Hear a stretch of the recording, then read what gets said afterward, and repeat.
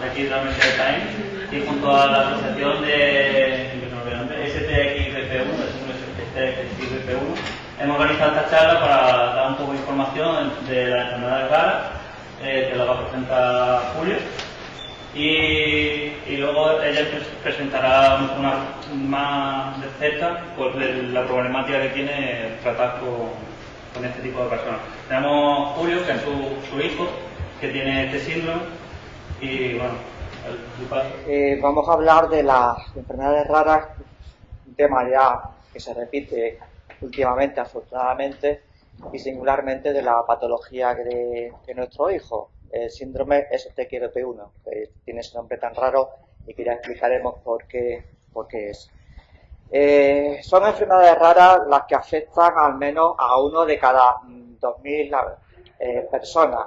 Se refleja en 1 división 2.000. Cuanto más alta es la cifra a la derecha de la unidad, pues 5.000, 10.000, más rara e infrecuente es. En nuestro caso ya explicaremos que estamos en la cifra de 1 frente a 91.800. Existen más de 7.000 enfermedades raras, casi todas ellas de origen genético, y más de 4.000 no tienen ningún tipo de cura. Se les llama también enfermedades huérfanas porque están desamparadas y prácticamente interés alguno por parte de la investigación y del sistema sanitario y educativo. La mayor parte de las enfermedades raras son genéticas, algunas son inmunológicas, dermatológicas, son patologías menos graves, más llevaderas, pero en general son genéticas y son graves. Los síntomas de algunas de estas enfermedades pueden aparecer, generalmente así es, al momento de nacer o a las pocas semanas, mientras que otras empiezan o debutan una vez alcanzada la edad adulta, como ocurre con Láfora o con Huntington, que he puesto aquí 2 ejemplos, que se desarrolla la última por encima de los 40 años. Como digo, la mayor parte son crónicas e incurables y aparecen en la primera infancia, aunque muchas de ellas tienen tratamientos paliativos o sintomáticos, caso de los fármacos antiepilépticos que se utilizan mucho en estas patologías. Junto al concepto de enfermedades raras están el de prevalencia e incidencia. La prevalencia es el número de personas viviendo con una enfermedad en un momento dado, mientras que la incidencia es el número de nuevos diagnósticos de una enfermedad en un año concreto. Este último es el patrón que se utiliza para ver si una enfermedad es más rara o menos, es el parámetro que sirve de impacto para determinar su alcance.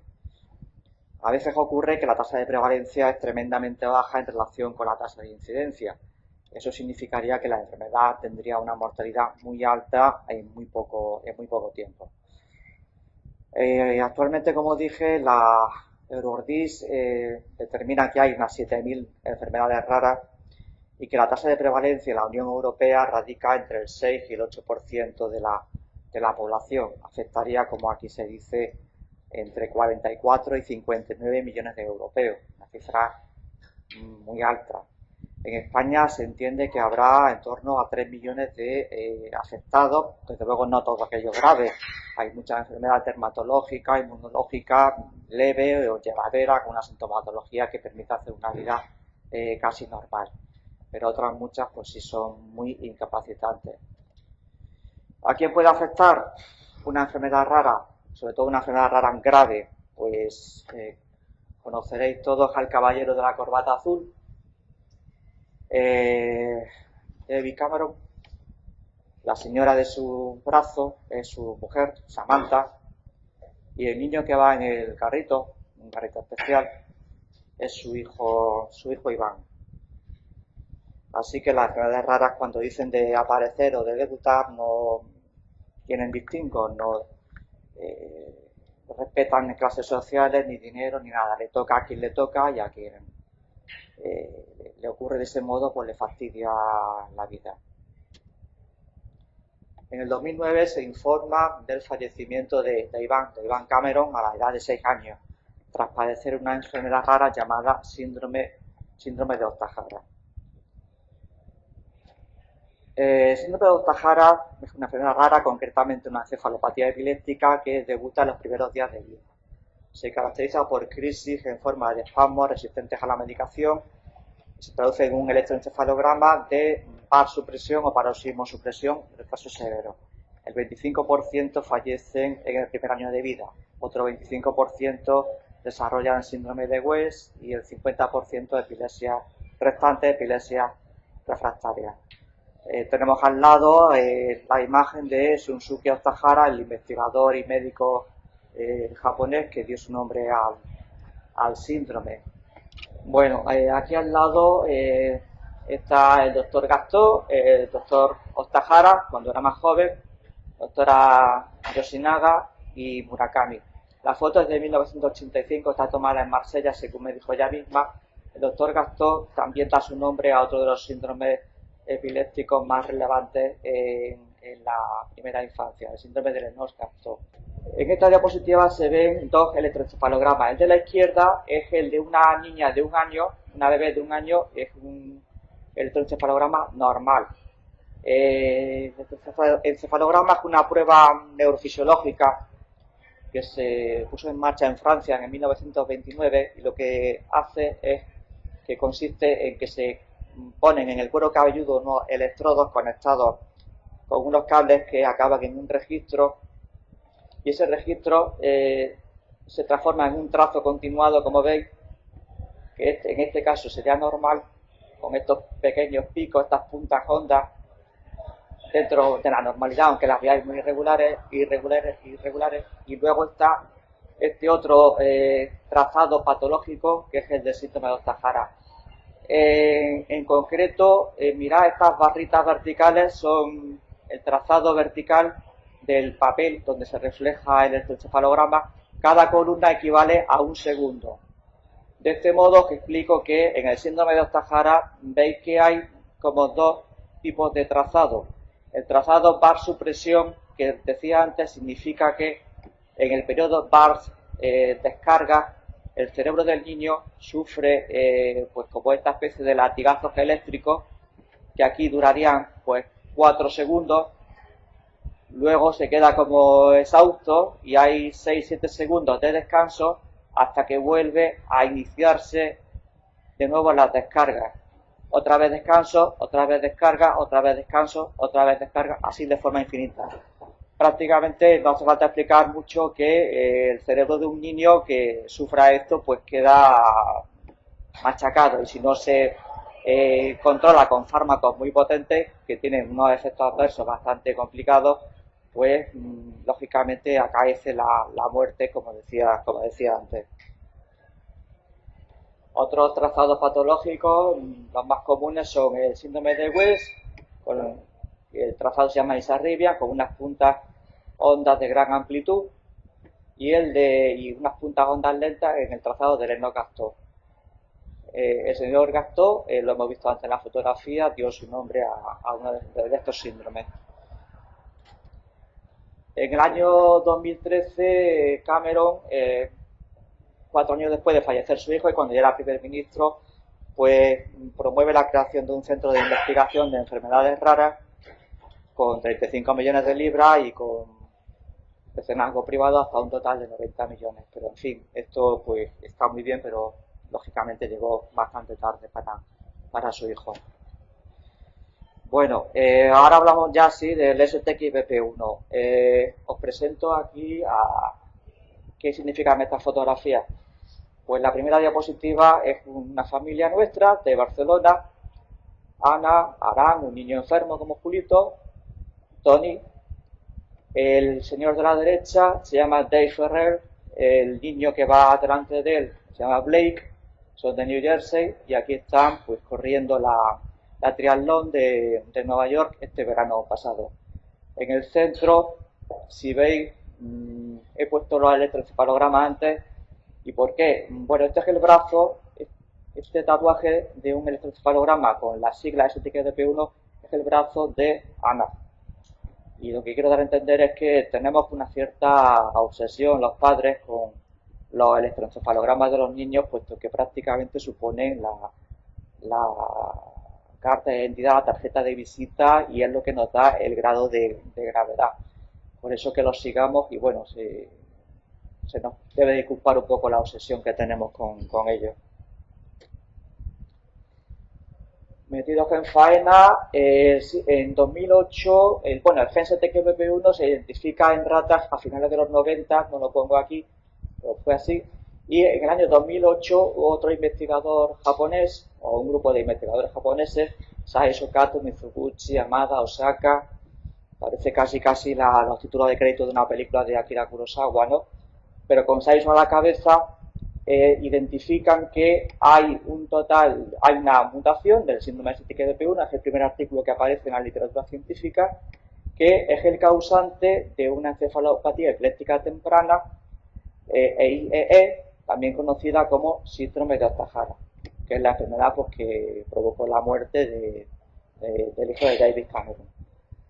Esa mutación ocurre en el brazo largo del cromosoma 9, el 9Q, y lo viene a decir que el gen STQBP1 pues codifica una proteína de unión asintasina.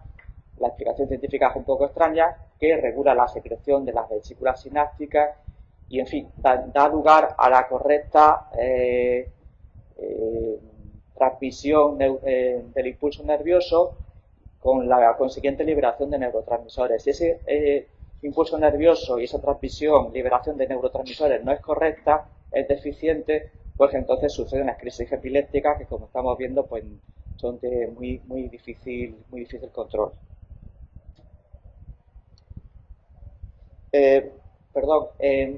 Una cosa que quiero llamar la atención, y es que Saisu dijo en 2008 que las mutaciones del STQBP1 eran de novo, es decir, que aparecen por vez primera en el individuo sin un patrón hereditario, sin una causa genética predeterminada o preestablecida.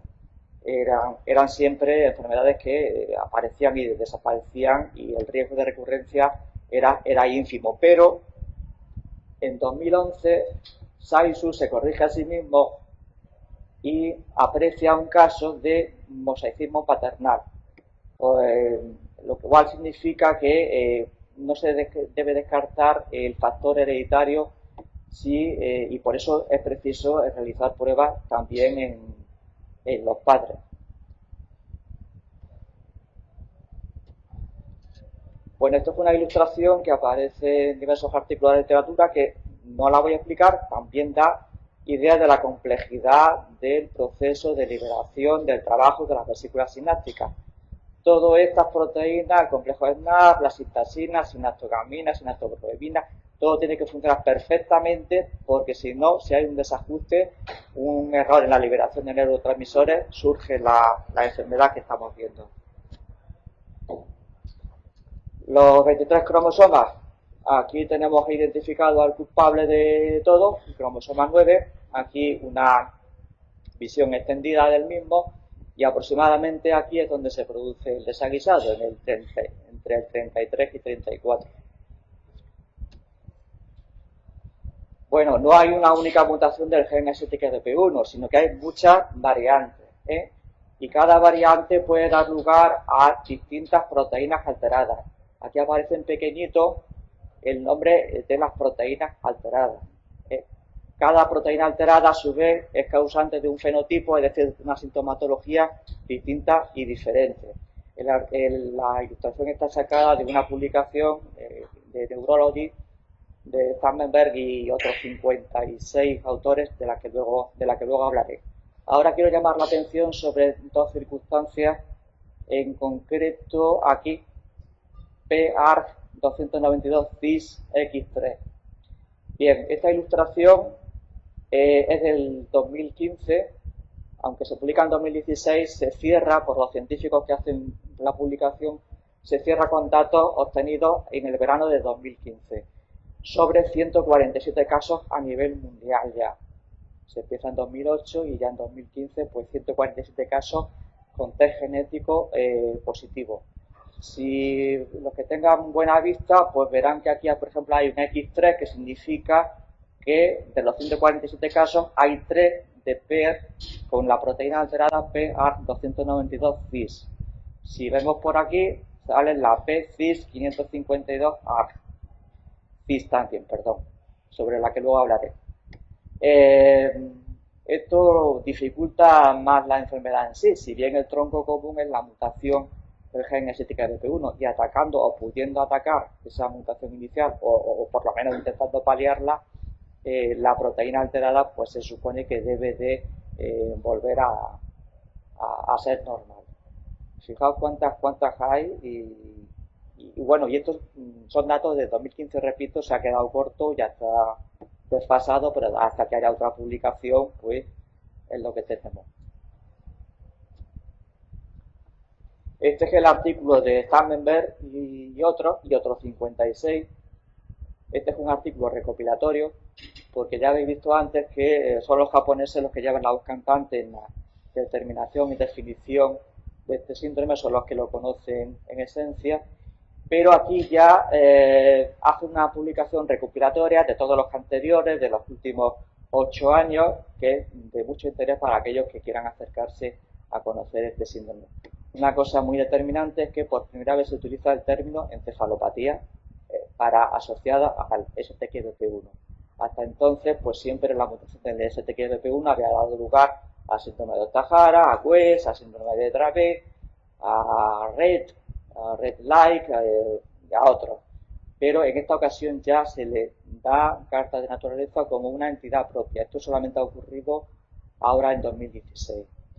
Vemos también que con estos 57 autores, pues, que los hay de todos los países, Tannenberg, Berghusen son de Bélgica, Ingo Helbig es norteamericano, muy activo en redes sociales y en blog. Hay polacos, hay rusos, hay italianos, suizos, alemanes. Es un grupo de estudio internacional sobre este síndrome, que ya digo que ha despertado mucho interés. También esta diapositiva pertenece a esa publicación, intentan hacer aquí un cuadro explicativo de a qué síntomas puede provocar, se queda corto porque ya está más avanzado, está más extendido, y bueno, aquí ya se meten en una cosa que pongo en relación con lo que decía al principio, la tasa de incidencia o la tasa de frecuencia del STK-BP1. ¿Cómo la calculan? La calculan en un caso por cada 91.800 recién nacidos vivos. ¿Cómo lo calcularon? Pues se fueron a Dinamarca. En Dinamarca tienen un sistema sanitario público de alto nivel y en concreto tienen un único hospital que centraliza todos los registros de test genético que se hacen en los pacientes con epilepsia refractaria. Así pues dijeron que como había habido 600 y pico mil, 643.000 nacimientos en el año 2001 a 2010 y en esa época se habían diagnosticado 7 niños, pues haciendo una simple regla de 3 salió la cifra de 1 contra 91.800. Porque tengáis una idea, el red tiene uno entre 20.000, 25.000, el Dravet también, y son patologías pues 4 veces más frecuentes entonces que el STK-BP1. Pero esta cifra, en mi opinión, va a cambiar, va a ir disminuyendo el divisor. No será un 91.800, sino que se va a reducir a 60.000, 50.000, 40.000, porque se está diagnosticando muchísimo ahora, con los nuevos paneles genéticos, con los nuevos somas, con las nuevas herramientas. ¿Esto en qué se traduce en España? Pues si en Dinamarca tuvieron 643.000 nacimientos en 10 años, en España en 2015 tuvimos 420.000 y en 2016 hemos tenido 400.000. Eso significa, haciendo las cuentas, que aplicando este cociente, pues sale que en España serían unos 4 casos nuevos cada año, que no es poca cosa precisamente. En nuestra asociación estamos 13 miembros, pero sabemos que diagnosticados puede haber en torno a más de 20, únicamente que cuesta trabajo ponernos en contacto unos con otros. Bueno, estos son los resultados de nuestro análisis, lo omito, aquí aparecemos nosotros, el APER 292 CIS, y este es un segundo análisis donde dice que los progenitores pues no aparece la mutuación, sino que es 100% de nuevo, porque ya veis que Saizu se corrigió a sí mismo y habló de una posibilidad pequeña de mutación por mosaicismo. Bueno, esto es una ilustración que aparece en The Lancet con una neurona y más o menos intenta ubicar dónde se producen las diferentes mutaciones que se conocen hasta ahora. Veis que hay muchísimas, ARX, CDKL5, FOXG1, todo esto los tenemos nosotros hechos desde hace estos análisis negativos, pues yo que sé, pues estos análisis se harían en 2007, 2008 máximo en nuestro hijo. Tiene otros muchos más, pero y el STKBP1 pues actúa aquí abajo, justo en la transmisión entre la membrana presináptica y la membrana postsináptica. Aquí tienen que liberarse de forma correcta unos neurotransmisores y si no se hace, pues el impulso nervioso se transforma en un impulso nervioso patológico y en crisis epiléptica. Pero quiero que veáis el montón de mutaciones y el montón de cosas raras que pueden fallar en cualquier gestación de cualquier individuo. Pone los pelos de punta, todo esto tiene que estar en regla, si no se desarrolla una enfermedad. Y otra cosa que quiero contar es que estas enfermedades son siempre encefalopatías epilépticas. ¿Eso qué significa? Pues que surge el síndrome epiléptico en la primera infancia, pero por las crisis epilépticas de repetición mal controladas, las propias crisis da lugar a un empeoramiento progresivo de la sintomatología. Es decir, sin ser progresivas como las enfermedades metabólicas, sí tienen un comportamiento progresivo de empeoramiento sucesivo. Por eso veremos que mientras que los niños cuando son pequeños son de aspecto normal, muy guapos, poco afectados, etcétera, o eso parecen, cuando son mayores, pues el retraso psicomotor se evidencia en la cara, se evidencia en todo su fenotipo. Esta es una relación de los síndromes por nombres tradicionales, Aicardia, Ohtahara, West, Lennox-Gastaut, Dravet, Red-Like, y ahora pues ya tenemos acá el síndrome STKBP1 o la encefalopatía, que en mi opinión debería llamarse ya síndrome de Sai-Su o de Sai-Su-Kato, porque ha sido el investigador que primero identificó el gen y lo relacionó con una encefalopatía epiléptica tan grave como la Ohtahara, y luego pues ha ido determinando todos los avances y descubrimientos en la materia. Volveremos a hablar de Sai-Su después. Bueno, sale por aquí otra vez el brazo de Ana. Importancia del diagnóstico, esto es fundamental. ¿Por qué es importante tener un diagnóstico y no tirar la toalla y hacer todos los viajes que sean necesarios y todos los análisis? Pues porque si se consigue un diagnóstico, siempre es posible instaurar un tratamiento o mejorarlo, ajustándolo a la singularidad del caso. Por ejemplo, en Dravet a ningún médico se le ocurriría poner carbamazepina o lamotrigina, porque están contraindicados. Otros fármacos sí van bien, pero esos no. En STKBP1, pues los mejores ya está estudiado, que son el levetiracetam y el Briviact. Claro, si se va a ciegas, si no se tiene un diagnóstico, el neuropediatra va a ir probando antiepilépticos mediante el sistema prueba y error.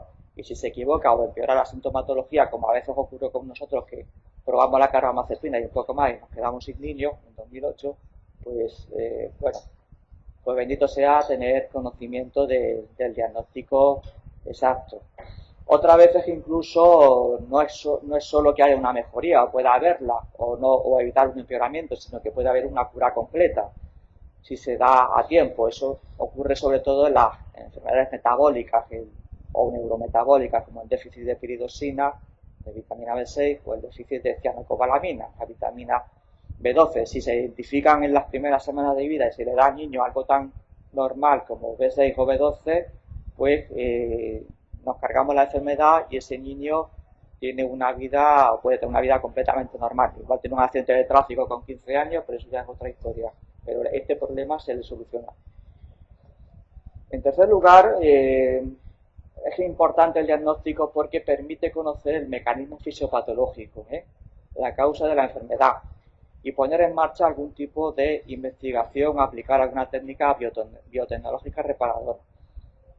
Vamos a ver, si no se sabe cuál es la causa de la enfermedad de alguien, sí sabemos que es muy grave, pero si no se conoce concretamente el mecanismo fisiopatológico, malamente vamos a poder hacer nada que no sea tratamiento sintomático o paliativo. Si tiene fiebre, darle paracetamol, si tiene crisis epiléptica, darle fármacos, etcétera, pero no vamos a poder hacer ninguna otra cosa que le pueda solucionar la enfermedad, o por lo menos minorársela en gran medida, ¿no? Y en cuarto lugar, y esto es muy importante, es posible poner, si se tiene un diagnóstico, como en el caso de Ana, es posible poner en marcha medidas de consejo genético y planificar la familia. Si alguien tiene que tener la decisión, la determinación de no tener más hijos, pues puede ya ajustarse a esta circunstancia. Si desean tener más hijos, pues existen técnicas de diagnóstico prenatal y existen packs, vamos a decirlo así, ya de empresas de biotecnología que pueden detectar con antelación al nacimiento la existencia de algún tipo de patología como la que estamos comentando. No sé exactamente si esta también, pero sí que os comento que tenemos una mamá nuestra embarazada que se llama Olga, de 4 meses. Recientemente le han hecho una prueba de amniocentesis y le han investigado la muestra en Barcelona, en el mismo laboratorio que detectó, hizo el diagnóstico de su hija y de nuestro hijo en el San Juan de Dios de Barcelona. Y bueno, todo fue bien, entonces el embarazo sigue adelante porque no se detectó ningún tipo de anomalía de esta clase. O sea que fijaos si es importante el diagnóstico. Si no se tiene diagnóstico se está completamente a ciegas. Si no se tiene el diagnóstico puede pasar esto también. Este es Benjamin y esta es Sophie. ¿Os acordáis que puse una diapositiva donde aquí en esta parte habían 2 casos de PAR551-CIS con X2? Bueno, pues ese caso de 2 niños en el mundo con esta proteína alterada son precisamente estos 2 que aparecen en la fotografía, que estoy autorizado para tranquilidad de todo el mundo para poner las fotografías, las anteriores, esta y las siguientes. Esta familia es de Londres, la abuela que los cuida se llama Rose Charles, y Benjamin falleció hace 2 años, cuando tenía 17. Su hermana Sophie aquí tenía 11. Y bueno, veremos a ver qué pasa con Sophie más adelante si no se mueve esto. Aquí tenemos los pequeñitos del grupo. Fijaos en esta preciosidad, Kaylee Sue, de Tennessee. Estos son gemelos, lo que dicen los anglosajones, identical twins. Logan y Thomas son de Oklahoma. Piper tiene 3 años, los gemelos tienen 4 y Piper es de Missouri y tiene 3 añitos. Veis que están bien, tienen un aspecto normal. Ahora, bueno, problemáticas de las enfermedades raras. Faltan claramente políticas sanitarias específicas. Echamos en falta mucho cuando surge esto en las primeras semanas de vida, una derivación urgente en caso de una afectación neurológica grave. Derivación significa traslado a un centro hospitalario de referencia.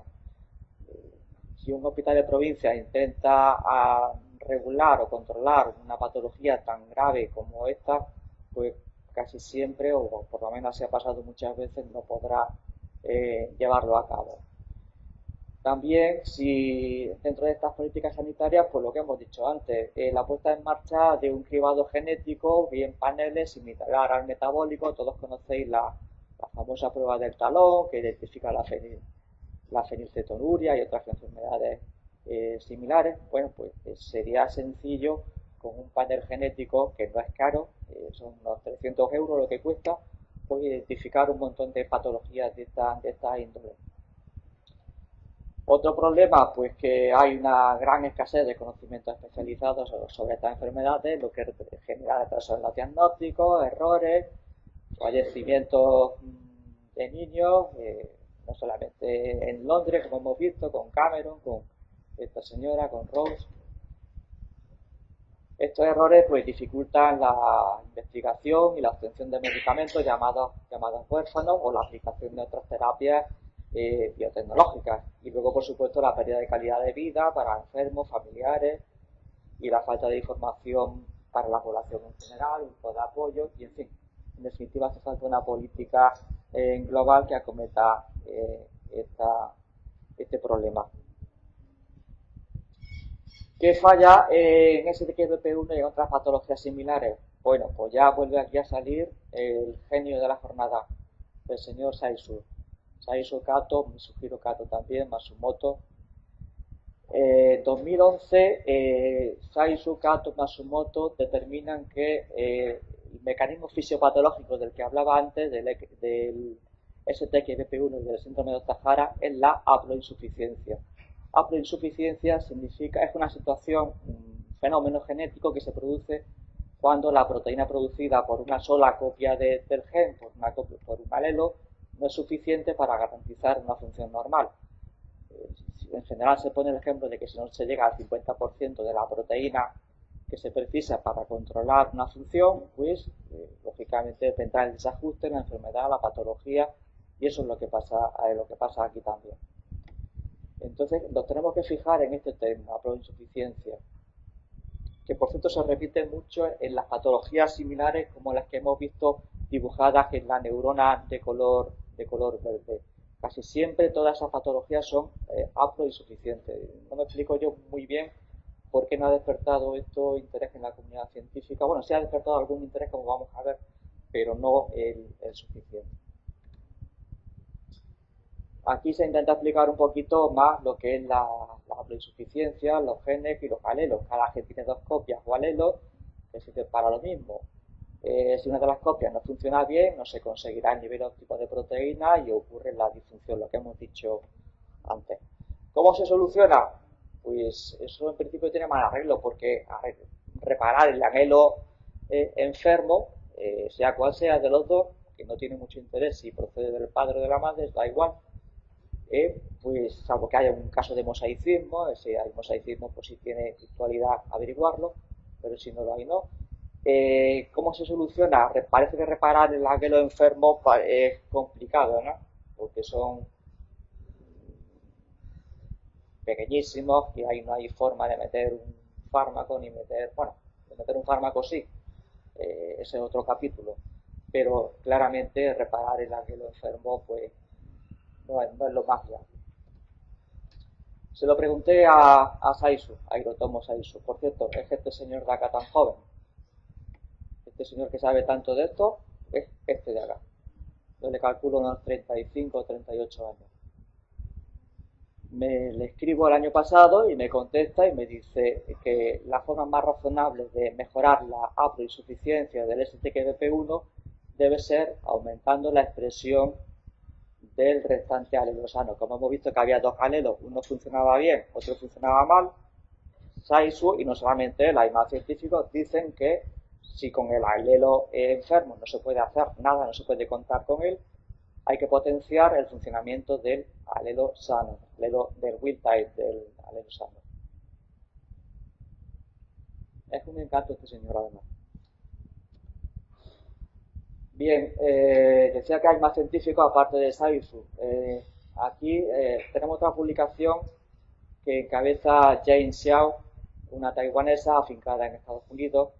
En esta ocasión es sobre el síndrome de Dravet y en concreto para la mutación del gen SCN1A.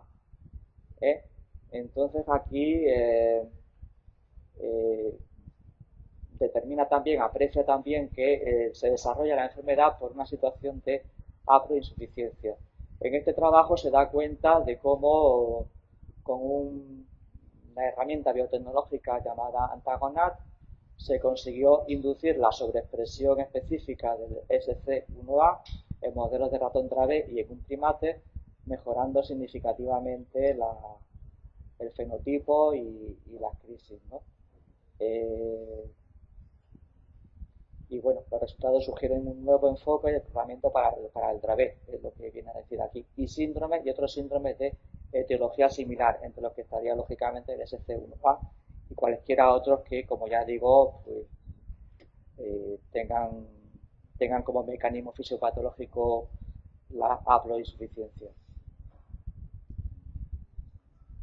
Le escribo a Jane Xiao Y también me contesta, aunque tardó, Jane Xiao es una señora muy importante, aparece en la lista Forbes, muy importante y muy rica también, por tanto, se aparece en esa lista. Su historia me la contaron y es bastante curiosa. Ella es científica muy buena, tenía un laboratorio pequeñito, fue exitoso, lo vendió a un laboratorio mayor que se llama OSCO y bueno,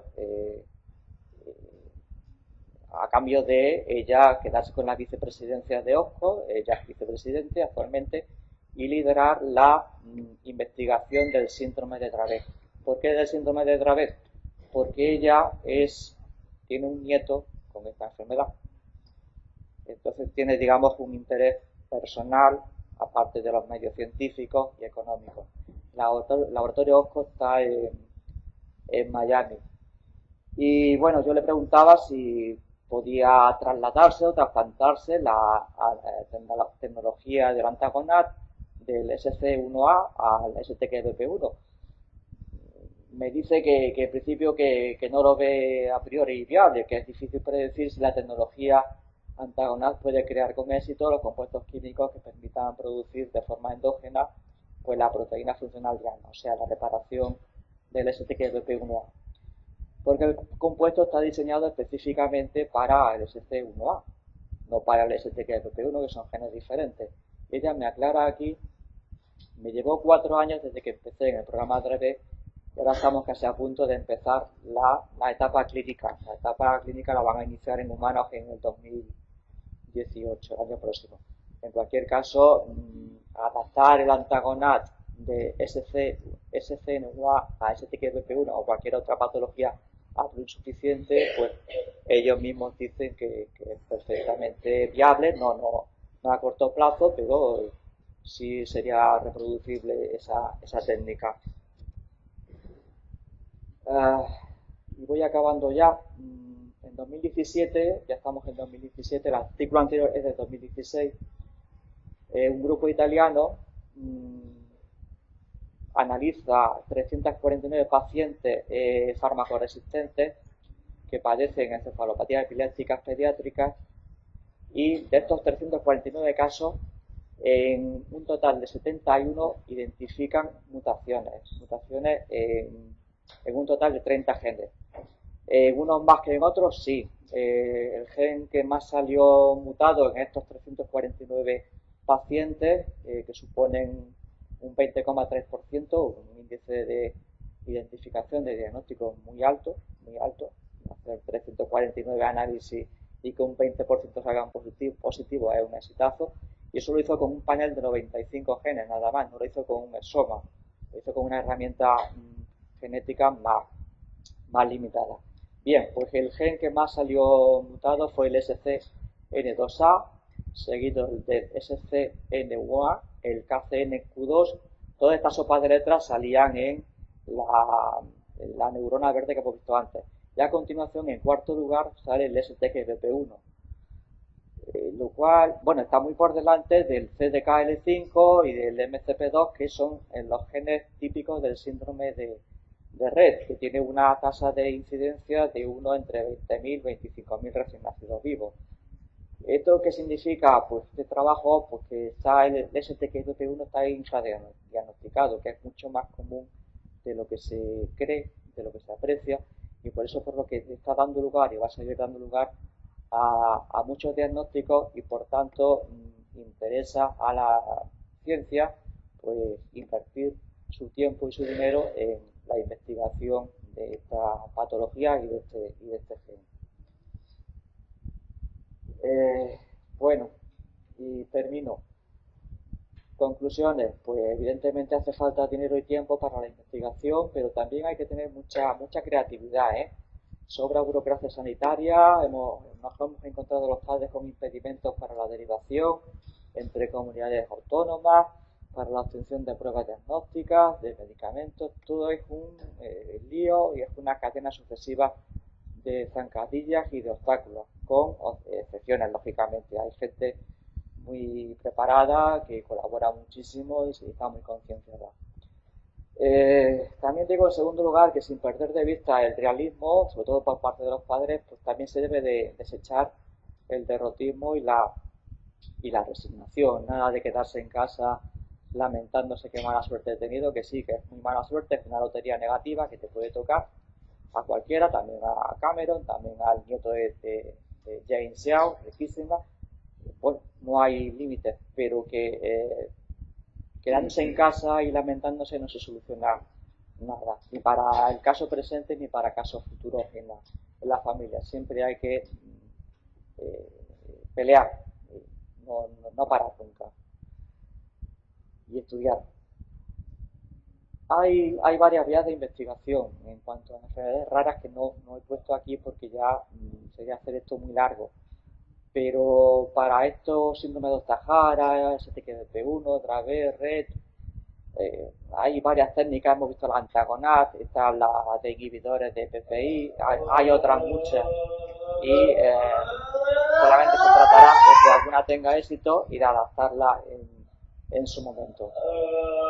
Y ya digo aquí por último que en la medida de lo posible debe de ser prioritario para la comunidad científica el diseño de una herramienta biotecnológica versátil que, al igual que sucedió con las vacunas a finales del siglo XIX y del siglo XX, pues copie las pautas y principios biológicos para que puedan ser aplicados a múltiples patologías similares, en este caso la insuficiente, en lugar de caer en un excesivo desánimo como estamos viendo de que se diseña específicamente una herramienta, un fármaco o una terapia, un tipo de terapia génica para una patología en concreto y no para otra.